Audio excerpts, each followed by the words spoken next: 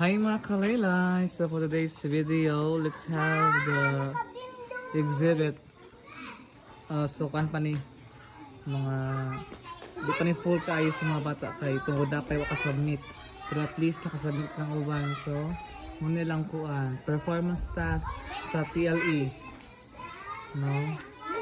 Out from bamboo ng mga product performance task nila.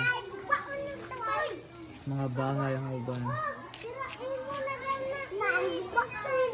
Then this one is butangal cellphone sa tunga and then ballpen sa kakilid. Then other is this one.